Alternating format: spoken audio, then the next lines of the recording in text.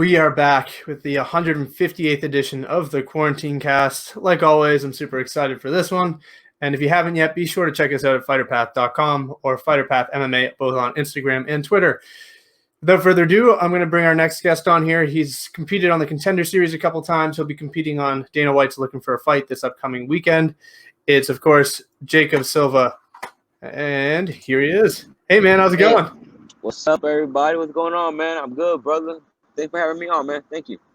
No, thanks for coming on. I know it's fight week, so I appreciate you twice as much for doing that. Yeah, bro. It's fight week. I'll probably start cutting weight today, or I should say tonight. How hard is the weight cut for you? For me, bro, it's pretty easy, man. I mean, I've never had a issue, with the weight cut. Even in Vegas, on the freaking Contender Series. I mean, the weight cut was pretty easy inside the hot tub or the tub and the portable sauna. I mean, it's pretty cool. I mean, I'm pretty strict on my diet, and this has been my 25th fight. I'm glad to say that I've never missed weight. So, I plan on coming in at 25, 26 and a half. I mean, 25 and a half, maybe 26. I love it. You're obviously competing this weekend at Fury FC. How are you feeling overall? I mean, you've had a busy year in terms of fighting. How are you feeling? Man, I feel great, man. I feel amazing, man. I mean, I would say me fighting back to back, it really been keeping me pretty active, and I mean, I could say that, I haven't been hurt except for my last fight. I had a cut on my forehead. I got some stitches, but I mean, overall, I mean, I haven't really taken too much damage, like broken bones or anything, dislocations. But I mean, I'm good, man. I mean, I'm fucking excited. You're fighting Randy Vijay, who's very experienced. Your thoughts on him as an opponent? Well, you know what? Sad to say, I was fighting him, but he pulled out. What's today? Today's Monday. He pulled out Friday. He had a cut on his eye, sparring, I guess. I'm not too sure. So he pulled out. So now I'm fighting a guy named Rashid Robinson. I'm not too. I think he's 4-2, maybe. I would need to go back and double check. But I mean, big thanks to him. I mean, he took the fight on week's notice. But again, I think anybody probably took the fight to fight in front of Dana, So, I mean, the fight's still at Flyweight. So, it's going down, man. I can't wait. Do you do a lot of watching tape on a guy 4-2 on a week's notice? I'm sure it'd be very hard to do. Or do you focus more on your own game? Well, you know what's crazy? I've actually seen this guy fight before. We've actually fought on a card once. But so I do know him, but no, I don't really focus too much on film watching. I mean, of course, I do watch film, but I don't study it. I probably spend maybe one day digging up this the style, but I mean, I don't really focus too much on my opponent. I focus on myself, trying to, make myself better. And, I just go in there, do my thing, man. I want to talk a little bit about something you mentioned. I mean, you're competing in front of Dana White. With the change of opponent and everything and all that's at stake, was there any hesitation? Or was it just Dana White's there, I'm fighting? Yeah, that's pretty much it. I mean, it didn't matter who the guy was. I could be fighting Vegas. I didn't. I mean, Dana doesn't have to be there. I'm still gonna fight. I mean, there was no hesitation. I even told the fight promoter, I will fight at 135, but they found me a fight at Flyweight, so we're gonna rock and roll at 125. So I mean, like I said, it didn't matter the freaking opponent, brother. I want to talk about a post I noticed on your Instagram a few weeks back. It said, "I'm either working my way back to it or moving on to better things." In terms when you're referring to this fight, am I reading too much into that, or do I think that this could be it, you know? I think you're well. You probably reading too much into it. I meant as in like I'm either this would be my last fight in Houston, or I'm moving on to the damn UFC. That's what I meant that to like be as, not as my last fight overall. Okay, so I was definitely misreading that. I tend to do that a lot. I'm trying to read these guys' minds. But anyway, you're 2020 and 2021. You're on a 3-fight skid, but 2 of those fights were on the Contender Series. Do you feel like this is kind of almost do or die here? You know, you don't want 4 straight losses, but if you get a win in front of Dana White at Flyweight, that could be your shot. Do you feel like this is kind of do or die in terms of being in the UFC? Yes and no. I mean, probably more yes, because I think trying to make it to the UFC. Let's say if I was to lose with a record of 6-6, I think it'll be pretty hard to make it to the damn UFC. The only people that make it into the UFC with that kind of record would be probably females. I mean, no disrespect, but I could probably I've seen some females with a pretty bad record, and they're in the UFC, or they got the last call, or if I do make it there, it'll be on a short notice. Like the last fight card, they had a flyweight who came in 4 pounds over.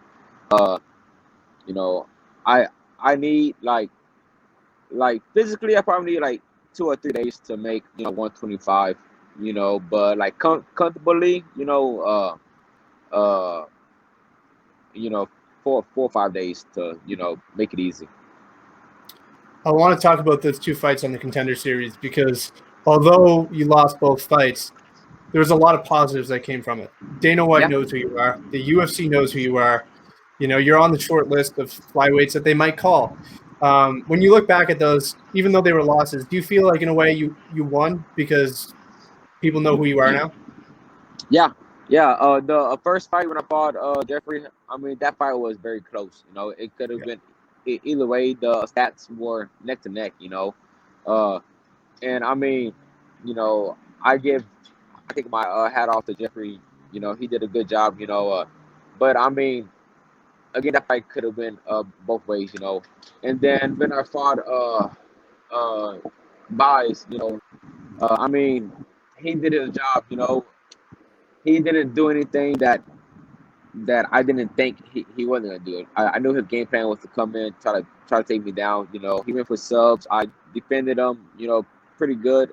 And then the referee thought, I was asleep, and I wasn't asleep, but hey, it is what it is. I feel like I did get robbed that second fight, and then so Dana White does know me, so that's a bonus. I mean, and since then they both fought. JP lost, and then Jeffrey won.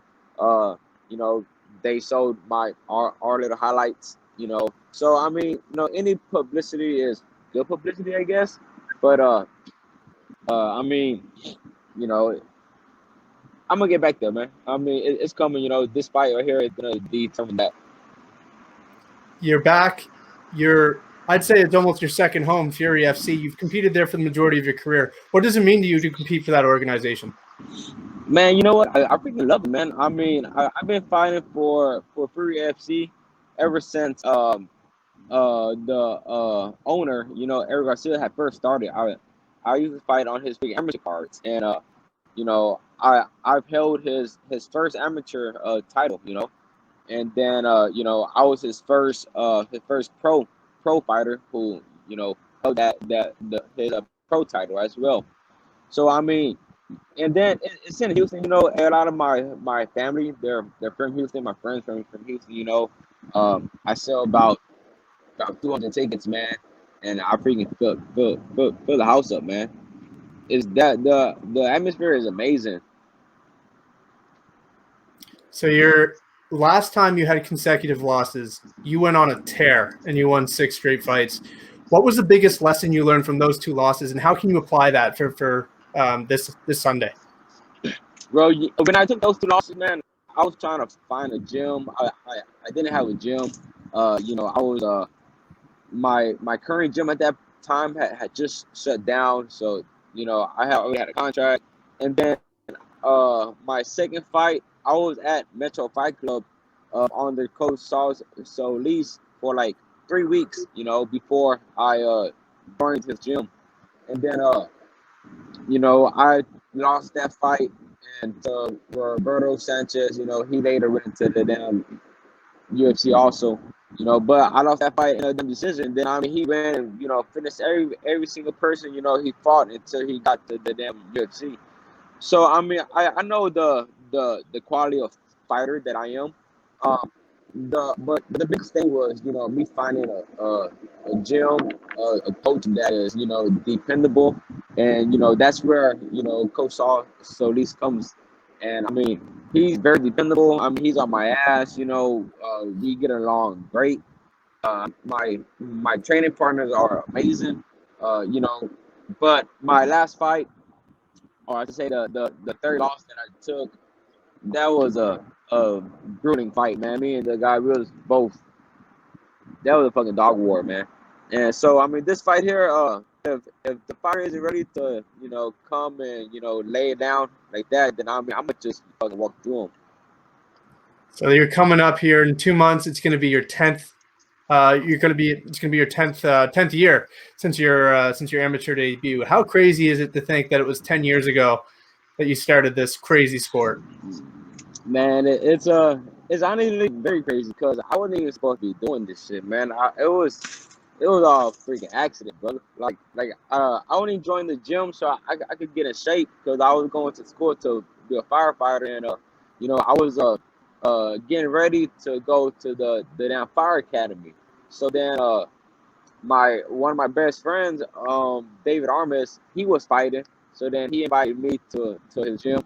And then I just started training, and then the coach asked me if I want to fight. I told him no.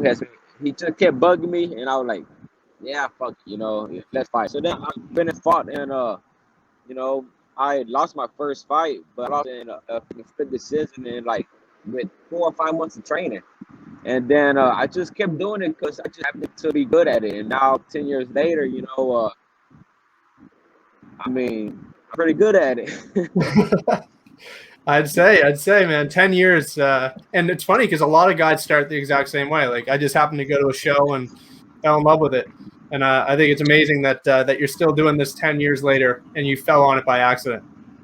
Yeah, really. I honestly don't know what I would be doing if it wasn't for this. Probably working in a warehouse or some dumb shit. I don't know. I'll ask one last question and then I'll let you go. For people who haven't seen you fight, what can they expect on Sunday night? Hey, if you haven't seen me fight, man, you could expect the crowd to be amazing. The crowd to be electric. My fights will be electric. You're literally gonna be on your toes from start to finish. I promise you. You could, if you look my name up on YouTube, you will not see a boring fight, except for that freaking JP Vijay fight. That fight was kind of boring. He just took it down, but besides that, every other fight was amazing, man. And you can take that to the bank. I promise you.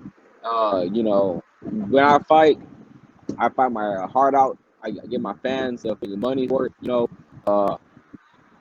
My fights are usually fight of the night, or the most exciting, man.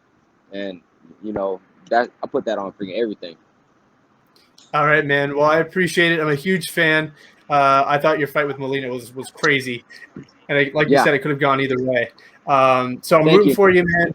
Best of luck, and can't wait to see you in the UFC after you get that contract from Dana. Yes, sir. Hey, I appreciate that very much. Hey, man, thank you very much, brother. Hey, you know what?